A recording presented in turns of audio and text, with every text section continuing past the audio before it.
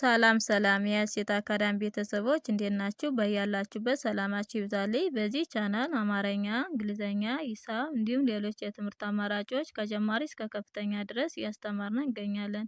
ቻናላችን ላይክ፣ ሼር፣ ሰብስክራይብ በማድረግ ቪዲዮውን እዩ።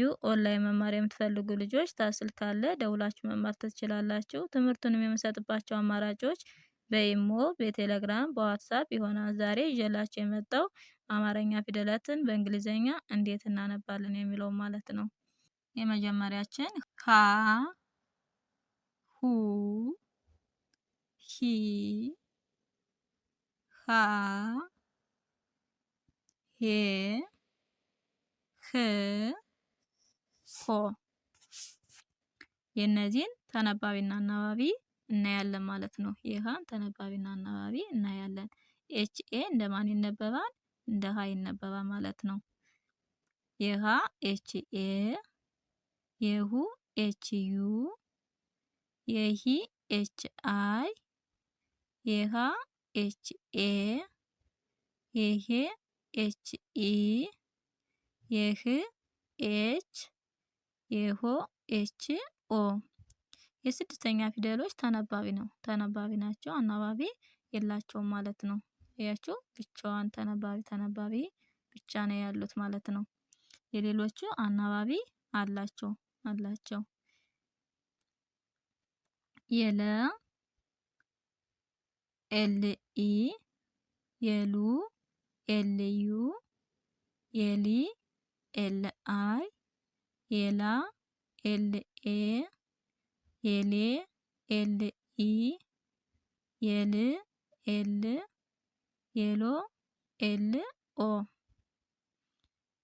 ቀጣያችን ሃ። የሃ ኤች ኤ፣ የሁ ኤች ዩ፣ የሂ ኤች አይ፣ የሃ ኤች ኤ፣ የሄ ኤች ኢ፣ የህ ኤች፣ የሆ ኤች ኦ። ቀጣያችን መ። የመ ኤም ኢ፣ የሙ ኤም ዩ፣ የሚ ኤም አይ፣ የማ ኤም ኤ፣ የሜ ኤም ኢ፣ የም ኤም፣ የሞ ኤም ኦ። አያችሁ። አሁን እዚህ ላይ ኤች ኤ እንደማን ይነበባል? እንደ ሃ ይነበባል።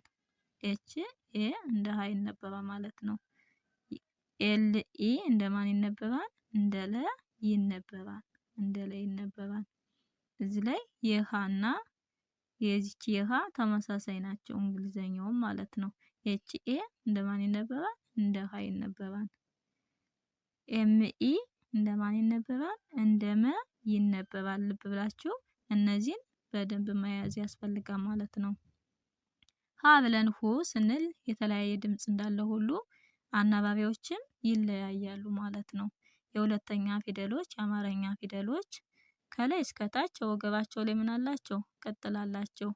ልክ የአማርኛ ፊደል ከወገባቸው ላይ ቅጥል እንዳለው ሁሉ እነዚህም እንግሊዘኛ አናባቢ ዩ ዩ እየሆኑ ይሄዳሉ ማለት ነው። አያችሁ፣ ከሁሉም ላይ ዩ ዩ ነው ማለት ነው። ሁለተኛ ፊደል አናባቢ።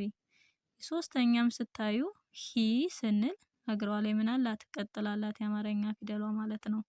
የሁሉም ቢሆን ከላይ እስከ ታች ከእግራቸው ላይ ቅጥል አላቸው። ስለዚህ እንግሊዘኛውም አናባቢ አይ አይ የሆነ ይሄዳል ማለት ነው።